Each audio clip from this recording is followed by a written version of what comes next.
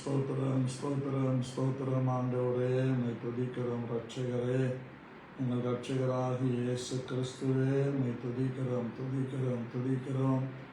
ஒன்றான எங்கள் மெய் தேவனாகிய இயேசு கிறிஸ்துவை விசுவாசிப்பதே நித்திய ஜீவன் என்று சொன்னபடி நித்திய ஜீவனை எங்களுக்கு தருகிற இயேசு கிறிஸ்துவை நாங்கள் விசுவாசிக்கிறோம். அவர் ரட்சிப்பை விசுவாசிக்கிறோம். அவருடைய மீட்பை நாங்கள் விசுவாசிக்கிறோம்.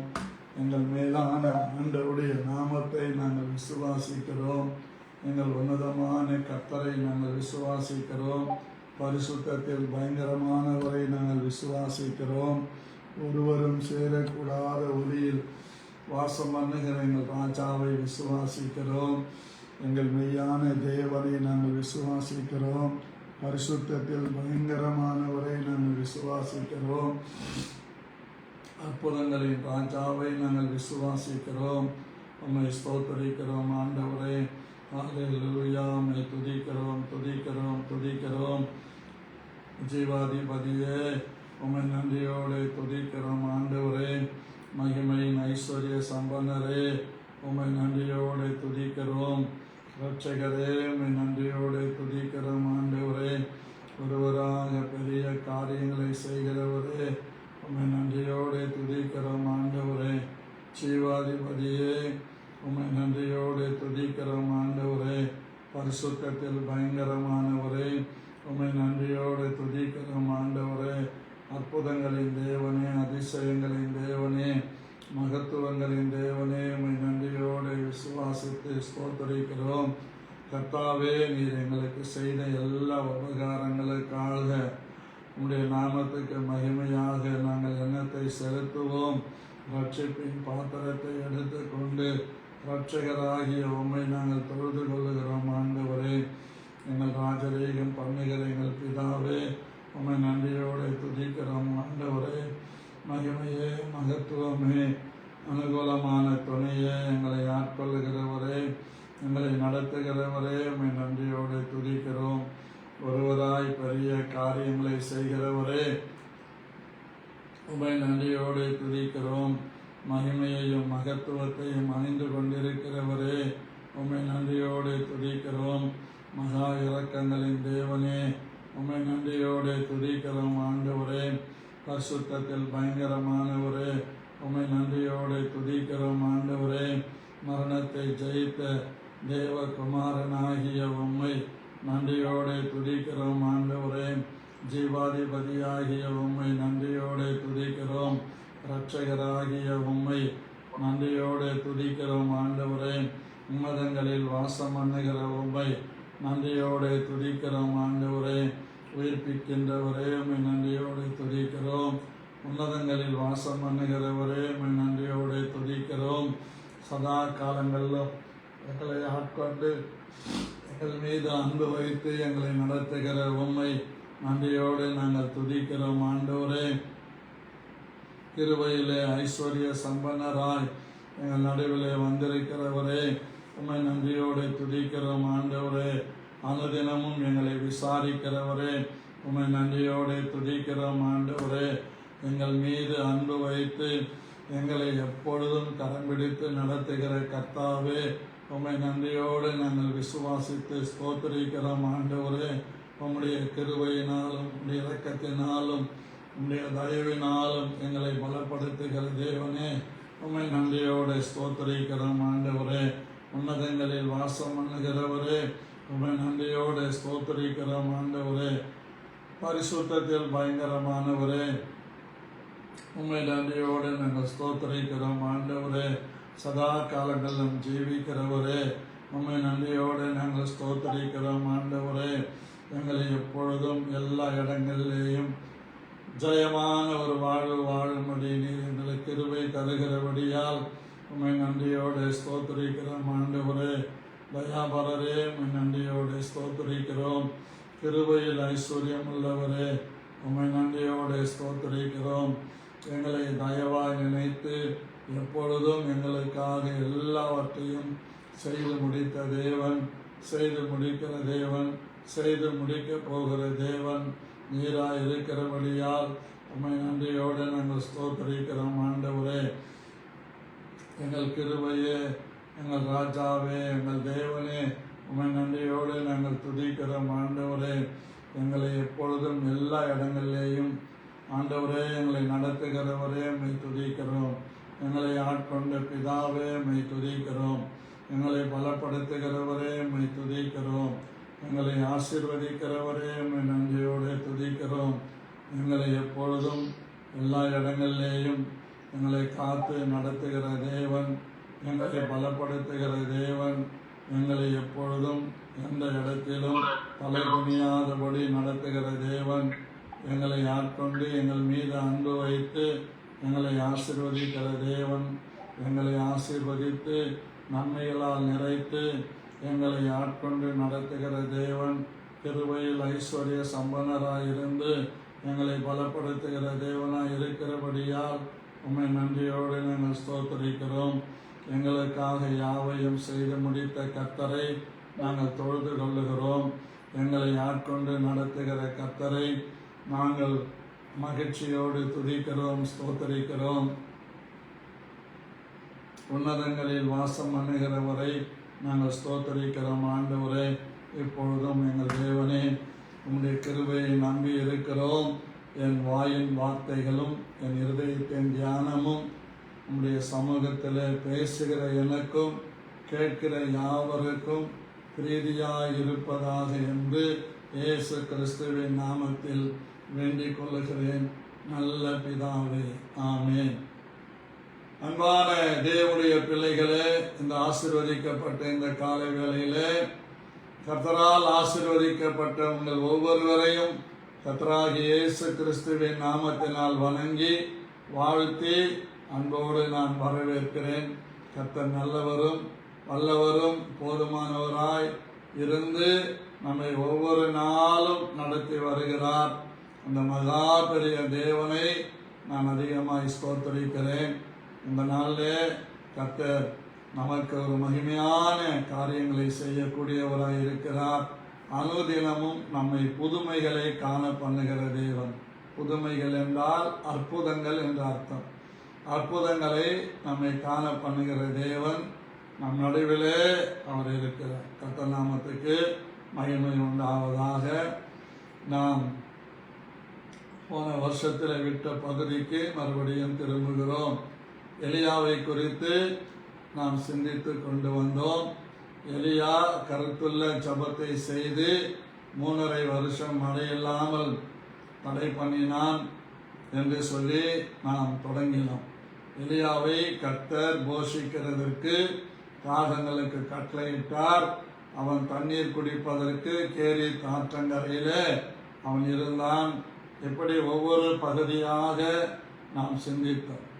அவன் நீ எழுந்து என்று அவனுக்கு சொல்லுகிறதை எழுந்து என்ற தலைப்பிலே சிந்தித்திருக்கிறோம். சீதோனுக்கு அடுத்த சாரிபாத் ஊருக்கு என்ற தலைப்பிலே சிந்தித்திருக்கிறோம். தங்கீரு என்று தலைப்பிலே சிந்தித்திருக்கிறோம். பராமரிக்கும்படி என்ற தலைப்பிலே சிந்தித்திருக்கிறோம். போஷிக்க விதவைக்கு கட்டளையிட்டிருக்கிறேன், விதவை கைம்பெண் என்ற தலைப்பிலே நாம் சிந்தித்திருக்கிறோம். அவன் எழுந்து சாரிபாத்துக்கு போனான். அந்த பட்டணத்து ஒலிமுக வாசலுக்கு அவன் வந்தபோது அங்கே ஒரு கைம்பெண் விறகு பொறுக்கி கொண்டிருந்தால் இந்த விறகு பற்றியும் விறகு பொறுக்கி கொண்டிருக்கிறதை பற்றியும் ரூத்தை மையமாக வைத்து அந்த நாட்களில் பேசினேன். இவையெல்லாம் யூடியூப்ல இருக்கிறது. அவனை பார்த்து என்ற தலைப்பிலே, கூப்பிட்டு என்ற தலைப்பிலே, குடிக்கிறதற்கு என்ற தலைப்பிலே பார்த்தோம். கொஞ்சம் என்ற தலைப்பிலே பார்த்துதான் நாம் விசுவாசத்திற்கு வந்தோம். நாம் ஆரம்பத்திலே கொண்ட நம்பிக்கை என்று கடந்த ஞாயிற்றுக்கிழமை முடித்தோம். இன்றைக்கு நாம் சிந்திக்க இருக்கின்ற வசனம் 1 ராஜாக்கள் புத்தகம் 17ஆம் அதிகாரம் 10வது வசனம். அப்படியே அவன் எழுந்து சாரிபாத்துக்கு போனான். அந்த பட்டணத்தின் ஒளிமுக வாசலுக்கு அவன் வந்தபோது அங்கே ஒரு விதவை விறகு பொறுக்கிக் கொண்டிருந்தால் அவன் அவளை பார்த்து கூப்பிட்டு, நான் குடிக்கிறதற்கு கொஞ்சம் தண்ணீர் ஒரு பாத்திரத்தில் எனக்கு கொண்டு வா என்றான். இன்றைக்கு நாம் சிந்திக்க இருக்கின்ற செய்தியின் தலைப்பு கொஞ்சம் தண்ணீர். இந்த நாட்களில் இந்த கொஞ்சம் தண்ணீரை குறித்து விரிவாக சிந்திக்கலாம் என்று நான் நம்புகிறேன். பிரியமான கர்த்தருடைய பிள்ளைகளே, இந்த கொஞ்சம் தண்ணீர் ரொம்ப ரொம்ப முக்கியமானது. இயேசு கிறிஸ்து சொன்னார், தீர்க்கதரிசி என்னும் நாமத்தை நிமித்தம் தீர்க்கதரிசியை ஏற்றுக்கொள்ளுகிறவனுக்கு தீர்க்கதரிசிக்கேற்ற பலனை அடையாமற் போகான். சுவிசேஷகன் என் நாமத்தை நிமித்தம், போதகன் என்கிற எந்த நாமத்தினாலே ஒருவனை ஏற்றுக்கொள்ளுகிறீர்களோ அந்த நாமத்துக்கு ஏற்ற பலனை அவர்களுக்கு தருவேன் என்று இயேசு கிறிஸ்து வாக்கு பண்ணி இருக்கிறதை பார்க்கிறோம்.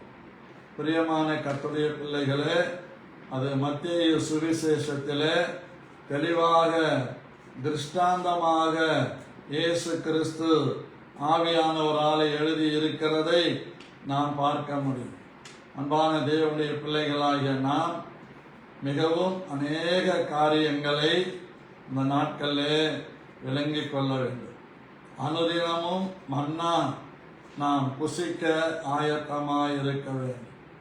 பிரியமான தேவனுடைய பிள்ளைகளே, இந்த அனுதினமும் நாம் சிந்திக்கிற காரியங்கள் நமக்கு மிகவும் ஆசீர்வாதமாய் இருக்கும் என்று நம்புகிறேன். கர்த்தருக்கு ஸ்தோத்திரம். அல்லேலூயா.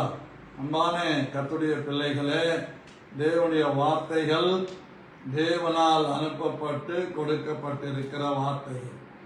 இப்போ மத்தேயு சுவிசேஷத்திற்கு வாங்க, 10ஆம் அதிகாரத்தை எடுத்துக்கொள்ளுங்கள். அங்கே இயேசு கிறிஸ்து அழகாக சொல்லுகிறதை நாம் பார்க்க முடியும். இயேசுவானவர் அங்கே தெளிவாக சொல்லுகிறதை நாம் வாசிக்க முடியும். 10ஆம் அதிகாரம் 38 வாசிக்கிறேன், கவனமாய் கேளுங்க. யாராவது வாசிக்கிறீங்களா? சரி, வாசியபி. தன் சிலுவையை எடுத்துக்கொண்டு என்னை பின்பற்றாதவன் எனக்கு பாத்திரன் அல்ல. தன் ஜீவனை காக்கிறவன் அதை இழந்து போவான். என் நிமித்தம் தன் ஜீவனை இழந்து போகிறவன் அதை காப்பான். உங்களை ஏற்றுக்கொள்ளுகிறவன், இதுதான் நம்ம அடிக்கோடிட்டு கொள்ள வேண்டும். உங்களை ஏற்றுக்கொள்ளுகிறவன் என்னை ஏற்றுக்கொள்ளுகிறான். என்னை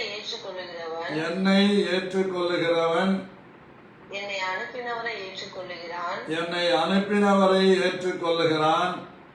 தீர்க்கதரிசி என்னும் நாமத்தின் நிமித்தம் தீர்க்கதரிசியை ஏற்றுக்கொள்ளுகிறவன் தீர்க்கதரிசிக்கு ஏற்ற பலனை அடைவான். நீதிமான் என்னும் நாமத்தின் நிமித்தம் நீதிமானை ஏற்றுக்கொள்ளுகிறவன் நீதிமானுக்கு ஏற்ற பலனை அடைவான். சீஷன் என்னும் நாமத்தின் நிமித்தம் இந்த சிறியரில் ஒருவனுக்கு ஒரு கலசம் தண்ணீர் மாத்திரம் குடிக்க கொடுக்கிறவனும், இதை அடிக்கோடிட்டு கொள்ளுங்கள், ஒரு கலசம் தண்ணீர் மாத்திரம் குடிக்க கொடுக்கிறவனுக்கு தன் பலனை அடையாமற் போகான் என்று தன் பலனை அடையாமற் போகான் என்று மெய்யாகவே உங்களுக்கு சொல்லுகிறேன் என்றார். மெய்யாகவே உங்களுக்கு சொல்லுகிறேன். பாருங்க, சீஷன் என்ன நாமத்தின் நிமித்தம் அவனை ஏற்றுக்கொண்டு ஒரு கலசம் தண்ணீர் கொடுத்தால் திரும்ப அதை நான் கொடுக்காமல் இருக்க மாட்டேன் என்று கர்த்தர் சொல்லுகிறார். ஹலோ, எல்லாருக்கும் கேக்குதா? நீங்க கர்த்தருடைய பிள்ளைகள். நீங்கள் லேவியராகமத்திலே ஒரு வசனம் இருக்கிறது. உங்கள் லேவியனை கைவிடாதிருப்பீர்களாக.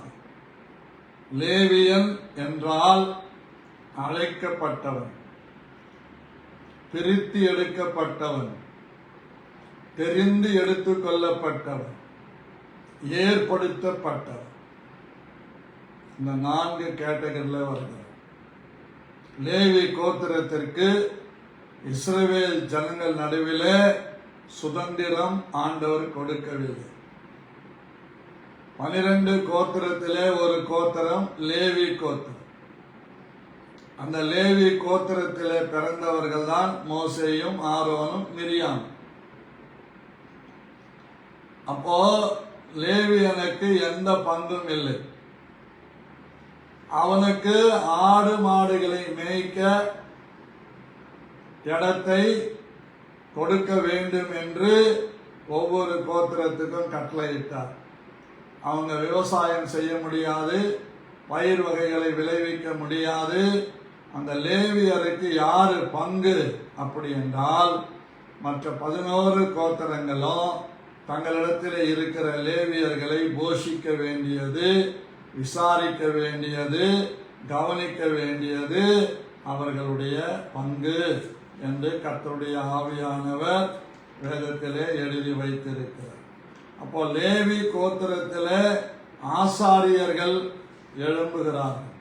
இந்த லேவி கோத்திரத்து ஆசாரியர்களை விசாரிக்கக்கூடிய, கவனிக்கக்கூடிய அத்தனை பொறுப்புகளும் யாருக்கு கொடுக்கப்பட்டிருக்கிறது என்று சொன்னால் கோத்திரங்களுக்கு கொடுக்கப்பட்டிருக்கிறது.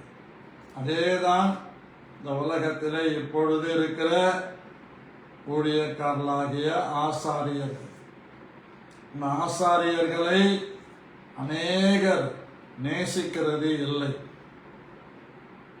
அழகா உங்களுக்கு வேதத்திலிருந்து வாசிக்கிறேன், நீங்க கற்றுக்கொள்ளுங்க, நல்லது. நீங்க போஷிக்கிறீங்களா இல்லையா அதை பற்றி எந்த ஊழியக்காரனும் கவலைப்பட மாட்டான். ஏதோ ஒரு விதத்தில் சுவிசேஷகனுக்கு சுவிசேஷத்தினாலே பிழை. மந்தை மேய்க்கிறவன் மந்தையிலே வருகிற ஆடுகள் மாடுகள் கொடுக்கிற பாலை குடித்து மீந்ததை விற்று அவன் தன் பிழைப்பை நடத்தி கொள்வான். அப்போ மந்தையின் ஆடுகள் யாரு? சபை மக்கள். இங்க அழகா ஆண்டவர் கற்றுக் கொடுக்கிறாரு. எசேக்கியேல் தீர்க்க தரிசன புத்தகத்திலே 44வது அதிகாரத்திலே இப்படி இருக்குது. கொஞ்சம் தண்ணீரின் எடுத்த ஆவியானவர் இப்படி டைவர்ட் பண்ணுகிறார். ஆனாலும் திரும்ப வந்துடும். இங்க பாருங்க, 30வது வசனத்தில் 29 நானே வாசிக்கிறேன். போஜன பலியையும் பாவ நிவாரண பலியையும் குற்ற நிவாரண பலியையும் அவர்கள் புசிப்பார்கள். யாரு? லேவியர்கள், ஆசாரியர்கள். இஸ்ரவேலிலே பொருத்தனை பண்ணப்பட்டதெல்லாம் அவர்களுடையதாயிருக்கும். நீங்க பொருத்தனை பண்றீங்க அப்படின்னா அந்த பொருத்தனை எல்லாம் ஊழியக்காரனை சார்ந்ததாய் இருக்கும். 30வது வசனம் பாருங்க. சகலவித முதற் கனிகளில், சகலவித முதற் கனிகளில் எல்லாம் முந்தின பலனும் நீங்கள் காணிக்கையாய் செலுத்தும் எந்த விதமான பொருள்களும் ஆசாரியர்களுடையதாய் இருப்பதாக. உங்கள் வீட்டில் ஆசீர்வாதம் தங்கும்படிக்கு நீங்கள் பிசைந்த மாவில் முதற் பாகத்தையும் ஆசாரியனுக்கு கொடுக்க கடவீர்கள். இதன் அடிப்படையிலே தான் சபைகளிலே கைப்பிடி அரிசி காணிக்கை என்று தொடங்கினார். இதைதான் அன்றைக்கு அப்போஸ்தலர்கள் கற்றுக் கொடுத்தார். மொத்தமாய் நீங்கள் கொண்டு வந்து கொடுக்க முடியாது. உங்களுக்கு தெரியும் நினைக்கிறேன், குரோம்பேட்டில் பாஸ்டர் தயானந்தன், அந்த பரிசுத்தவான் இறந்துட்டாரு. அவர் சபையில மளிகை வாங்க போகிற விசுவாசிகள் ஒரு 10,000 ரூபாய்க்கு மளிகை பொருள்கள் வாங்குகிறார்கள் என்றால் அதில் 1000 ரூபாய்க்கு பெருமான பொருள்களை வாங்கி கொண்டு வந்து சபையில வைப்பார்கள். அதே போலவே ஒரு திருமணம் செய்கிறார்கள் என்றால் அந்த திருமணத்திற்கு 10 லட்சங்கள் செலவு செய்கிறார்கள் என்றால் 1 லட்சம் ரூபாய் கொண்டு போய் அந்த சபையில வைப்பார். 1 கோடி ரூபாய் செலவு பண்ணி திருமணம் செய்கிறார்கள் என்றால் அதில் 10ல் 1 10 லட்சம் ரூபாய் கொண்டு போய் ஆண்டவர் சமூகத்தில் வைப்பார்கள். சமீபத்தில் நான் கேட்ட எனக்கு புல்லரிச்சது. அதை வைத்து அவர் கிராமங்களில் சபைகளை கட்டி கொடுத்திருக்கிறார். இந்த வாங்கி கொடுக்கிற எல்லா பொருள்களையும் சேர்த்து 2 பேரை வச்சு அதை பிரித்து அதில் எத்தனை விதமான காரியங்கள் இருக்குதோ அத்தனையும் பிரித்து எடுத்து அவைகளை ஒரு பைகளில் போட்டு அவரே தன் சொந்த காரை எடுத்துக்கொண்டு போய் ஆண்டவர் காட்டுகிற ஊழியக்காரருக்கு கொடுத்து விட்டு வருவார். இது நான் அரக்கோணத்தில் இருக்கும்போது தான் செய்ய முடிந்தது. ஆனால் இங்க செய்ய முடியல. அங்க கன்வென்ஷனுக்கு போயிட்டு வருவேன், காணிக்க கொடுப்பாங்க. அதுல ஒரு பங்கை எடுத்து வச்சு ஜெபம் பண்ணிட்டு இருப்பேன். ஆண்டவரே, இந்த ஊழியக்காரர் இன்றைக்கு வந்தால் நலமாய் இருக்குமே நினைப்பேன். அங்கிருந்து வரும்போதே, எந்த ஊர்ல இருந்தாலும் வரும்போதே ஜெபம் பண்ணின்னு வருவேன். இந்த வீட்டுக்கு வந்து என் கையில் இருக்கிற அந்த தசமபாகம் கவர், அந்த காணிக்கை கவரை நானும் என் மனைவியும் ஒப்பு கொடுத்து ஜெபிப்போம். ஜெபித்து அதுல 10ல் 1 எடுத்து நான் என்ன யாரை நினைச்சுக்கிட்டு வந்தனோ அதே ஊழியக்காரன் பேரை வீட்டுக்கு வந்த உடனே பாஸ்டர்மா சொல்லுவாங்க, இவருக்கு கொடுக்கலாம் பாருவாங்க. இதுதான் ஒரு மனம். நாங்கள் ஜெபம் பண்ணுவோம், உமக்கு சித்தமானால் நீர் எங்களோடு இடைப்பட்டது மெய்யானால் அந்த தேவ மனுஷனை கொண்டு வாருங்கள். பணக்கார பாஸ்டருங்க இல்லைங்க, கிராமத்தில் கஷ்டப்படுகிற ஊழியக்காரங்க திடீர்னு வந்து நிற்பாங்க, நான் தோத்தரனான்னு வருவாங்க. அவங்கள கூப்பிட்டு நல்ல சாப்பாடு கொடுத்து, ஒருவேளை நைட்டு தங்கினாங்கன்னா நாளை காலையில அவங்க உள்ளாடைகளை பயன்படுத்தணும். நான் கூச்சம் இல்லாம சொல்றேன், அவனுடைய உள்ளாடைகளை நானே சோப்பு போட்டு என் கைகளால் துவைத்து நல்லா பிழிஞ்சு ஃபேன் காத்துல போட்டுருவேன். காலையில் அவர் எழுந்து பார்க்கும்போது அவருடைய உள்ளாடைகள் அங்கே சேர் மேலே இருக்கும். ஒருவேளை அவர் உடுத்தி இருந்த உடுப்புகள் அழுக்காய் இருந்தாலும் அவைகளை நான் துவைத்து அவைகளை காய வைத்து காலையில் எழுந்த உடனே அவளுக்கு டிஃபன் கொடுத்து இந்த காணிக்கையை கையில் கொடுத்து அனுப்புவேன். அந்த காணிக்கை கொடுத்தது மாத்திரம் இல்ல, அவங்க எங்கிருந்து வந்திருக்கிறாங்களோ அவங்க நிலைமைக்கு ஏற்றார் போல ட்ரூ அண்ட் ஃபேர் அந்த காணிக்கையிலிருந்து அவர் செலவு பண்ணக்கூடாது. கொண்டு போய் தன் வீட்டுக்கும் தன் பிள்ளைகளுக்கும் செலவு பண்ணணும். அவங்களுக்கு ட்ரூ அண்ட் ஃபேர் 100 ரூபாயா 150 ரூபாயா ட்ரூ அண்ட் ஃபேர் கொடுத்து அனுப்பணும். சில நேரம் அதிகமா இருந்ததுன்னா இந்த பிள்ளைங்களுக்கு இந்த தின்பண்டங்களை வாங்கி போய் கொடுங்கன்னு சொல்லுவேன். அதை என்னைக்கும் இங்க செய்யறேன். ஊழியக்காரங்க நம்ம சர்ச்சில் பிரசங்கம் பண்ண வந்தாங்கன்னா ஒரு பிரசங்கத்துக்கு 1000 ரூபாய் காணிக்க போட்டு வச்சுட்டு அவங்களுக்கு டிராவலுக்கு ஒரு 200 ரூபாய் கூட. ஒரு ஊழியக்கார் வந்திருந்தாருன்னா அவருக்கு ஒரு 500 ரூபாய். சில நேரங்களில் நம்ம முக்கியமான மீட்டிங் வச்சு கூப்பிட்டு இருந்தோம்னா அவங்களுக்கு 2500 ரூபாய். இப்படி ஒரு திட்டம் பண்ணி ஊழியத்தில் கொடுத்து கொண்டே இருக்கிறோம். ஆண்டவர் ஒரு குறைவும் வைத்ததில்லை, வைக்கவும் மாட்டார். ஆகவே எந்த நாமத்தினாலே ஏற்றுக்கொள்கிறோமோ, எப்படி ஏற்றுக்கொள்ளணும்? முறுமுறுப்பில்லாம ஏற்றுக்கொள்ளணும், சங்கடப்படாம ஏற்றுக்கொள்ளணும், எதையும் தீதா பேசாம ஏற்றுக்கொள்ளணும், புறம் சொல்லாம ஏற்றுக்கொள்ளணும். ஏன்னா கர்த்தர் பேசுகிறவர்.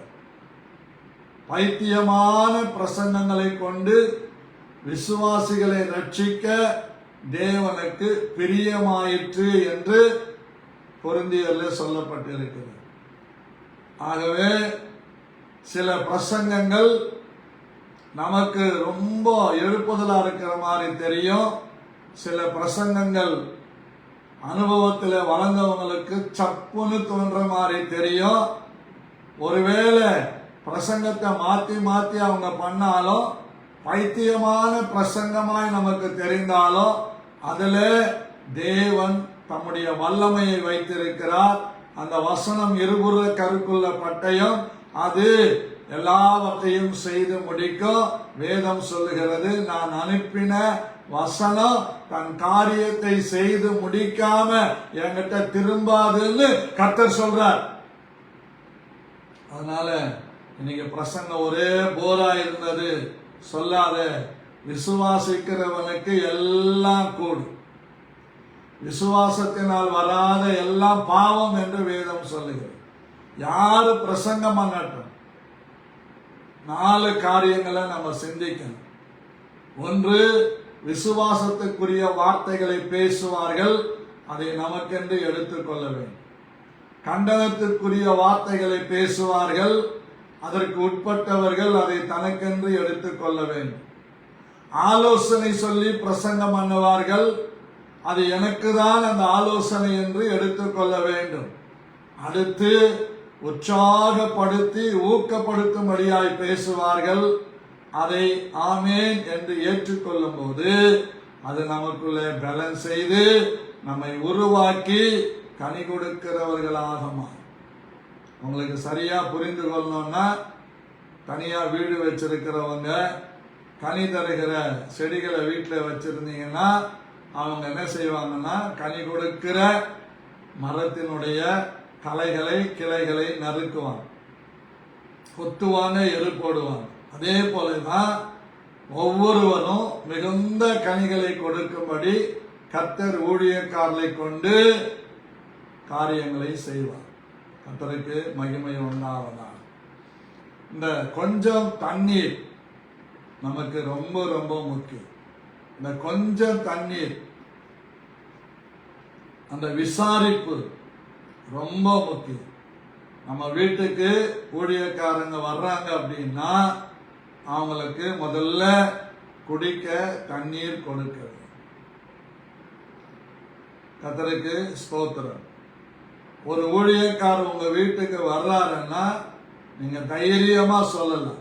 உங்க சொந்தமா இருக்கலாம், அல்லது உங்களுக்கு தெரிஞ்ச ஊழியக்காரரா இருக்கலாம். உங்கள் வீட்டுக்கு வரலாம், அவரோட சொல்லணும், எங்க பாஸ்டருக்கு ஒரு வார்த்தை சொல்லிடுறீங்க நீங்க வந்திருக்கிறேன்னு அப்படின்னு சொல்லணும். ஆனா நிறைய பேர் அப்படி சொல்றது இல்லை. அப்படி சொல்லாம இப்படியெல்லாம் பேசி இருக்கிறது என் காதல கேட்டு இருக்கிறேன். எனக்கு சொல்லி இருக்கிறார். அவருக்கு ஏன் நான் சொல்லணும்?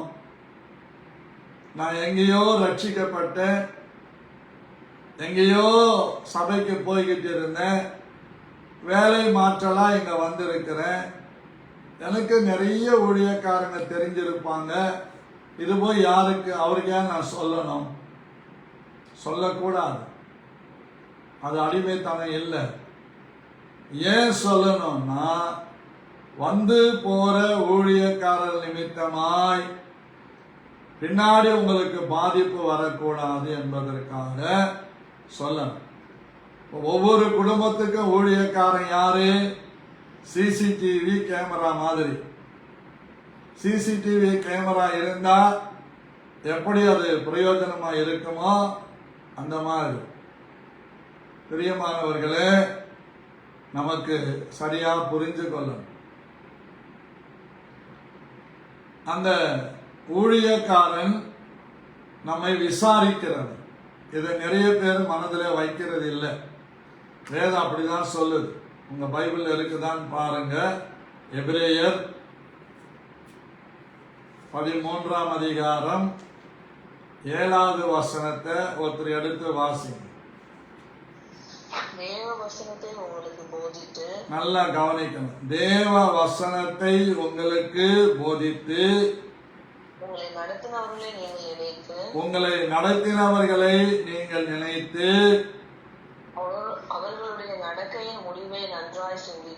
அவர்களுடைய நடக்கையின் முடிவை நன்றாய் சிந்தித்து அவர்களுடைய விசுவாசத்தை பின்பற்றுங்கள். தைரியமா நான் எப்பவும் சொல்லுவேன், உங்களை நடத்துகிற உங்கள் ஊழியக்காரனாகிய என்னை நீங்கள் கவனித்து தேவ வசனத்தை உங்களுக்கு போதித்து உங்களை நடத்தினவர்களை நீங்கள் நினைத்து, உங்களுக்கு வசனத்தை போதிக்கிற, உங்களுக்காக திறப்பில் நிற்கிற அடியனை நீங்கள் நினைத்து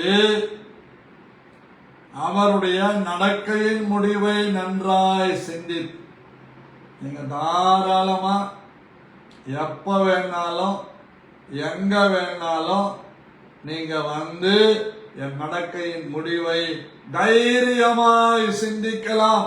கான்பிடண்டா சொல்றேன். சபையிலே கர்த்தருடைய பிள்ளைகள் செலுத்துகிறதான 10/1 டைத் என்று சொல்லப்படுகிற அந்த கணக்கு கர்த்தருக்கு முன்னாடி, விசுவாசிகளுக்கு முன்னாடி சரியாக எழுதி வைத்திருக்கிறேன். எப்ப வேணும்னாலும் பார்த்து கர்த்தருக்கு மகிமை உண்டாகும். என்னுடைய பெயர்ல அரசாங்கத்துக்கு ஐடி பண்றேன், இன்கம் டாக்ஸ். என்னுடைய மனைவியின் பேரில இன்கம் டாக்ஸ் ஐடி ஃபைல் பண்றேன். நம்முடைய சபைக்கு கொடுக்கப்பட்டிருக்கிற ஜீசஸ் கம்பேஷன் ட்ரஸ்ட் பேரில் ஐடி பண்றேன். ஏன் இதெல்லாம் பண்றேன்னு எனக்கு தெரியாது. ஆனால் 2000ஆவது ஆண்டு மதமாற்ற தடுப்பு சட்டத்தை செல்வி ஜெயலலிதா அவர்கள் கொண்டு வந்த போது எனக்கு ஆவியானவர் சொன்னார், உன் பேரை கெசட்ல மாத்துங்க. என் பேரை கெசட்ல டைட்டஸ் ஐ மோகன் என்று மாற்றிவிட்டேன். 2001 இருந்து என் பேர்ல ஐடி பண்ண தொடங்கினேன். சென்னையில அடையாறுல இருக்கிற ஒரு அண்ணன் ஜார்ஜ், அவர் மூலமா இன்னைய வரைக்கும் நான் ஐடி ஃபைல் பண்றேன். இந்த வருஷம் நம்முடைய ட்ரஸ்டுடைய திரும்ப ரினியூவல் பண்றதுக்கு சிஏக்கு பணம் கொடுத்து ரினியூவல் பண்ணியிருக்கிறது. 12A ரினியூவல் பண்ணியிருக்கு. இவ்வளவும் செய்யற நான் பலருக்கும் சபையில சொல்லியிருக்கிறேன். ஒரு 20,000 ரூபாய்க்கு மேல சம்பளம் வாங்குறீங்கன்னா உங்க பேர்ல ஐடி பண்ணுங்க. வருஷத்துக்கு ஒரு முறை ஒரு 3,000 ரூபாய் செலவு. நீங்க அந்த பணத்தை மாதம் ஒரு 60,000 வர்ற மாதிரி கணக்க வைத்து பேங்க்ல டிரான்சாக்சன் பண்ணணும். அதை தொடர்ந்து நீங்க செய்வீர்களானால் ஒரு குறிப்பிட்ட நேரத்தில் ஒரு இடத்தை நீங்க வாங்குவீர்களானால் நீங்க பண்ண டிரான்சாக்சனை வச்சு உங்களுக்கு ரீபேயிங் கெப்பாசிட்டி இருக்குதுன்னு லோன் கொடுப்பாங்க. அதை வச்சுதான் என் மகளுக்கு 2012 திருமணம் முடிச்சேன். யார்கிட்டயும் போய் கையேந்தல. 5 வருஷம் கட்ட வேண்டிய அந்த லோனை 2.5 வருஷத்திலே கட்டி முடிச்சேன். பிறகு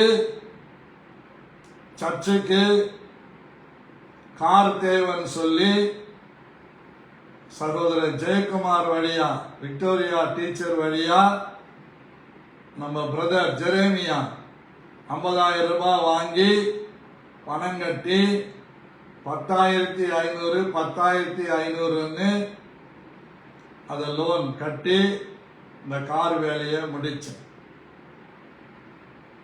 அதற்கு பிறகு நமக்கு சவுண்ட் ப்ரூஃப் போட வேண்டிய நிலைமை வந்தது. அதை பார்த்தேன். சர்ச்சில் சவுண்ட் ப்ரூஃப் போட்ட பிறகு விசுவாசிகளுக்கு வேர்க்குமே என்று பஜாஜ் பைனான்ஸ் மூலமா 4 ஏசி வாங்கினேன். வீட்டுக்கு ஒரு ஏசி, சர்ச்சுக்கு 3 ஏசி, 4 ஏசி வாங்கினேன். பிறகு இன்னொரு ஏசி வீட்டுக்கு வாங்கினேன். இவையெல்லாம் யாருடைய பணமோ இல்லை, என் ஜனங்க நான் வெளியில போய் பிரசங்கம் என்ற இடத்திலிருந்து வர்ற காணிக்கைகள், என் சபையார் கொடுக்கிற காணிக்கைகள், ஊழியங்களுக்கும் ஊழியக்காரர்களுக்கும் இன்னைய வரைக்கும் செலவு பண்ணிக்கிட்டு இருக்கிறேன். You are believe it or not, 100 ரூபாய் என் கையில வந்தா 70 ரூபாய் ஊழியங்களுக்கும் இந்த ஊழியத்திற்கும் செலவு பண்ண, 30 ரூபாய் தான் என் வாகனங்களை பெட்ரோல் போட, சர்வீஸ் பண்ண, மற்ற காரியங்களுக்கு நான் பயன்படுத்துறேன். எதுக்கு இதெல்லாம் சொல்றேன்னா, நடக்கையின் முடிவை நன்றாய் சிந்தித்து. நீங்க நினைச்சிடக்கூடாது பாஸ்டருக்கு எங்கெந்தோ ஃபாரின்ல இருந்தெல்லாம் வருது. ஃபாரின்ல இருந்து ஒரே ஒரு முறை வந்தது. கொரோனாவிலே நான் சுகவீனமாய் படுத்திருந்தப்ப ஜெர்மனியில இருந்து நம்முடைய பாஸ்டர் ஜூலியன் ஜோசப் அவர்கள் சபையில இருந்து அனுப்பியிருந்தார். அங்க போயிருந்தப்ப நம்ம சர்ச்சுக்கு அவங்க ப்ரொஜெக்டர் வாங்கி கொடுத்தாங்க. அதுதான் இன்னைக்கு நம்ம சர்ச்சில். நான் போயிட்டு வந்து பணங்கள் வரல, எனக்கு அப் அண்ட் டவுன் டிக்கெட்டு சரியா இருக்கு. ஆர்வம் சொன்னா ஒரு டிக்கெட்டு எந்த டேடி ஒரு டிக்கெட்டு வந்து, அந்த ஒரு டிக்கெட்டு பணம் மிச்சமானதை வச்சுதான் 1-2 வேலைகள் ஊழியத்தில் செஞ்சேன். கர்த்தருக்கு மகிமை உண்டாகட்டும்.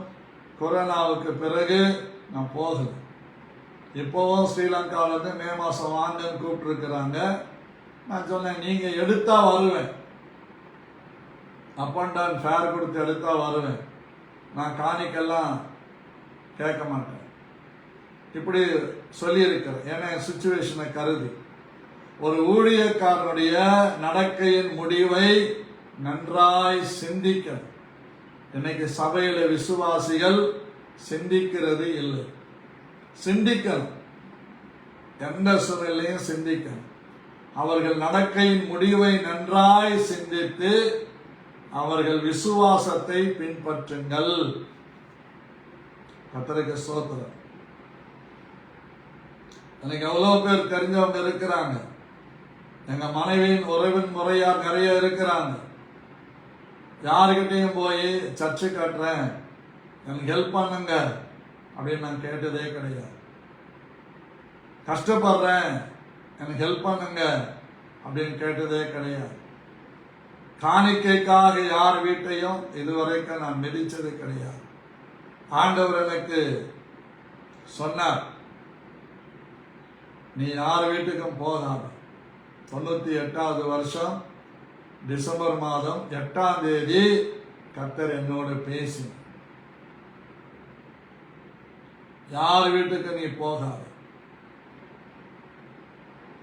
நான் உன் தேவைகளை சந்திப்பேன், நீ என் பாடு மரணங்களை சிந்தித்துக் கொண்டிருன்னு பேசுறார். இது எங்க பேசினாரு? அரக்கோணம் கோர்ட்டுக்கு எதிரில், ரிஜிஸ்டர் ஆபீஸுக்கு எதிரில் டிகேஎஸ் என்கிற டெய்லர் அந்த கடையில் உட்கார்ந்து இருக்கிறார். ஏன்னா ஒரே ஒரு ஆசிரியர் வீட்டுக்கு கூப்பிட்டாங்க, அவங்க தான் கூப்பிட்டாங்க. போனேன். அரக்கோணத்தில் ஊழியக்காரங்கள்லாம் பிச்சைக்காரி மாதிரி ஆயிட்டாங்க அப்படின்னு சொன்ன அந்த ஒரே வார்த்தைக்கு புறப்பட்டு வந்துட்டேன். வந்து உட்கார்ந்து ஆண்டவர் சமூகத்தில் மனஸ்தாபப்பட்டேன். ஆண்டவரே, என் இனத்தை விட்டு ஜனத்தை விட்டு என்னுடைய எல்லா வசதி வாய்ப்புகளை விட்டு உங்களுடைய ஊழியத்துக்கு கூப்பிட்டு வந்திருக்கிறேன். அரக்கோணத்தில் ஊழியக்காரங்க பிச்சைக்காரங்கன்னா நானும் தானே அதில் சேர்க்கையாக இருக்கிறேன் அப்படின்னு அழுதுகிட்டே இருக்கிறேன். அந்த டெய்லர் வந்து நான் போய் கொஞ்சம் ஊசி நூலெல்லாம் வாங்கிட்டு வரேன்னு போனார். கடையால் உட்கார வச்சுட்டு போனார். அழுதுகிட்டே இருக்கிறேன். கர்த்தர் பேசினார். என்னைய வரைக்கும் கர்த்தருடைய கிருபையினாலே சொல்ல முடியும், நான் எங்கேயும் போக மாட்டேன். 92ல் அண்ணன் ஸ்டான்லி சொன்னார், 8 வயசு பொண்ணு இருந்தாலும் 80 வயசு கிழவி இருந்தாலும் அவங்க தனியா இருந்தா அந்த வீட்டுக்குள் போகாத, அவங்கள வெளியே வச்சு பேசிட்டு வந்துடு. அதை ஃபாலோ பண்ற. இன்னொரு அண்ணன் இந்த போன வருஷம் ஜனவரி தான் இறந்துட்டார். அந்த அண்ணன் எங்க வீட்டுக்கு வந்தார். அவர் சொன்னாரு, உன்னை ஜாதி சோதிக்காது, பணம் சோதிக்காது, எல்லாத்தையும் நீ பார்த்துட்டு வந்துட்ட, உன் கண்களை நிச்சயம் உன்னை சோதிக்கும், நீ அதை காத்து கொண்டால் உலகத்தில் ஒரு சிறந்த ஊழியக்காரனா இருப்பேன். எஸ், இப்படிதான் ஊழியத்தில் போய்கொண்டிருக்கு. தைரியமா, ஒருவேளை இது என் புராணத்தை பாடுற மாதிரி கூட இருக்கும். அப்படியே ஒருத்தர் சொன்னார், அவர் புராணத்தையே சொல்லி இருக்கிறார். என்னுடைய சாட்சி தாங்க நான் சொல்லணும். வேற ஒருத்தர் சாட்சியை நான் சொன்னா அதுக்கு பேர் சாட்சி கிடையாது, அது காட்சி. அழகா தேவன் நடத்துகிறார். அதே அதிகாரத்தில் 12வது வசனம் பாருங்க. உங்களை நடத்துகிறவர்கள் உங்கள் ஆத்துமாக்களுக்காக உத்தரவாதம் பண்ணுகிறவர்களாய் விழித்திருக்கிறபடியினால் அவர்கள் துக்கத்தோடு அல்ல சந்தோஷத்தோடு அதை செய்யும்படி அவருக்கு கீழ்ப்படிந்து அடங்குங்கள். அவர்கள் துக்கத்தோடு அப்படி செய்தால் அது உங்களுக்கு என்னவா இருக்காது, பிரயோஜனமாய் இருக்காதுன்னு சொல்ற. தெசலோனிக்கே 5ஆம் அதிகாரத்தில் இப்படியாக வேதத்தில் சொல்லியிருக்கிறார்.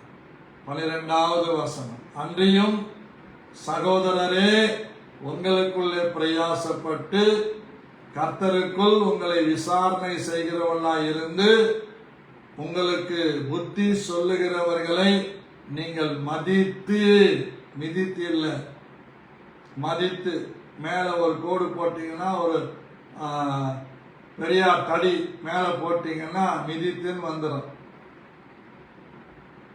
எங்க மதித்து அவருடைய கிரியைகளின் நிமித்தம் அவர்களை மிகவும் அன்பாய் எண்ணிக்கொள்ளும்படி உங்களை வேண்டிக் கொள்ளுகிறோம்.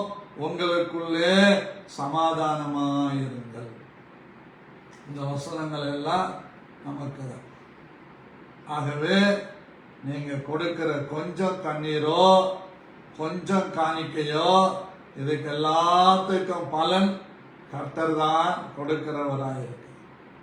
நிச்சயமா கொடுப்பார். எப்போ? நான் முகம் கோணாம, முறுமுறுக்காம, உதாசீனப்படுத்தாம, அலட்சியமா நினைக்காம, அற்பமா யோசிக்காம, முழு மனதோடும், முழு பலத்தோடும், முழு இருதயத்தோடும் கர்த்தருடைய ஊழியக்காரனுக்கு நாம் கொடுக்கிற காணிக்கைகள் நிமித்தம் கர்த்தர் நம்மை ஆசீர்வதிப்பார். சிலர்லாம் சில இடங்கள்ல பேசிக்கிட்டது நான் கேட்டிருக்கிறேன். இவ்வளோ காசு நம்ம தசம்பாகமா கொடுக்கிறோம், அது இருந்தா நமக்கு உபயோகமா இருக்குமே அப்படின்னு நினைச்சு கொடுக்காம போய் பாதிக்கப்பட்டு வந்து உண்மையை சொல்லி அதிலிருந்து தொடர்ந்து கொடுக்கிறாங்க. ஏன்னா எதையும் செய்தாலும் டைட்டஸ் பாஸ்டர் மகிமைக்காக செய்யக்கூடாது, உங்களை மெச்சிக்கிறதுக்காக செய்யக்கூடாது. சில நேரங்களில் சிலர் வந்து சபையில சொல்லணும்னு எதிர்பார்ப்பாங்க. எங்களுக்கு தெரியும் எதை சொல்லணும் எதை சொல்லக்கூடாது.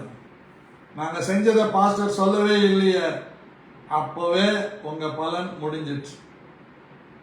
பரலோகத்தில் இருக்கிற தேவன் தான் உங்களுக்கு பலன் தருவார். என்கிட்ட ஒரு பலனும் உங்களுக்கு வராது. நான் புகழ்ந்தால் அது வஞ்சி புகழ்ச்சியாக இருக்குமே தவிர தேவனால் புகழப்படுகிறதா இருக்காது. கர்த்தருக்கு மகிமை உண்டாகும். சில நேரங்களில் எக்ஸாம்பிளுக்காக உங்க பேர்களை சொல்றோம்னா அது அடுத்தவங்களை உணர்த்தத்துக்காக சொல்லப்படுவதற்காக உங்க பெயர்களை உபயோகப்படுத்துகிறேன். அதுவும் சங்கடமா இருந்தா நிறுத்திடுவேன். அப்படி பெயர்களை சொல்லி சங்கடப்பட்டவங்க பெயர்கள்லாம் நான் இப்ப சொல்றதே கிடையாது. ஏன்னா அடுத்தவர்களை எச்சரிக்கிறதுக்காக சொல்லப்படுகிற காரியம். இப்படி பெயர் சொல்லி ஜனங்களுக்குள்ள உற்சாகத்தை ஏற்படுத்த சொல்லுகிற காரியங்கள் எல்லாம் அவங்க வீடுகளில் போய் சொல்லி அது போய் சேர வேண்டிய இடத்துல சேர்ந்து குடும்பத்தில் பிரிவினைகள் வந்து பிரச்சனைகள் வந்து பல மாதங்களாக ஆண்டுகளாக பேசாதவங்களும் இருக்கிறாங்க.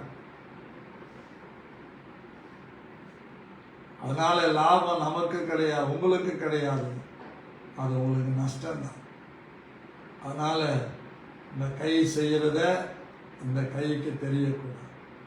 பைபிள் அப்படிதான் சொல்லுது, வலது கை செய்கிறது இடது கைக்கு தெரியக்கூடாது. நாங்க ஊழியக்காரங்க எதுக்கு சொல்றோம்னா உங்களுக்குள்ளே ஒரு இம்ப்ரெசிவை உண்டு பண்றதுக்காக, ஒரு மோட்டிவேஷனை உண்டு பண்றதுக்காக, நீங்களும் மற்றவங்களுக்கு எல்லா விதத்திலும் மாதிரியா இருக்கும்படி செய்வதற்காக நாங்கள் சொல்லுகிறோம்.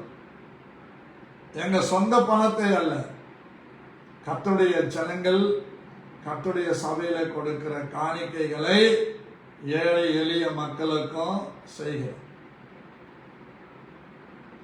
இந்த நல்லா நம்ம புரிஞ்சு கொள்ளணும். பிரியமானவர்களே, நாம் செய்கிற கொஞ்சமா இருக்கட்டும் அதிகமா இருக்கட்டும், அது கர்த்தருடைய கணக்கில் இருக்கிறது. மத்தேயு 10 சொல்லப்பட்டிருக்கிறபடி நீங்க ஒரு கலசம் தண்ணீர் கொடுத்தாலும் அதனுடைய பலனை அடையாமற் போவதில்லை என்பதை நீங்கள் புரிந்து கொண்டு மனப்பூர்வமாய் செய்யுங்கள். கர்த்தர் உங்களை ஆசீர்வதிப்பார். நாளை தேவனுடைய வார்த்தைகளை சிந்திக்கலாம். இந்த நாளில் இந்த காரியத்திற்காக நாம் ஜெபிக்கலாம். ஒப்பு கொடுத்து ஜெபிங்க. உங்க ஜபத்தில் நினைத்து சொன்னவைகளை மனதில் வைத்து ஜெபம் பண்ணுங்க. கர்த்தர் உங்களை ஆசீர்வதிப்பார், உங்களை பெருக பண்ணுவார்.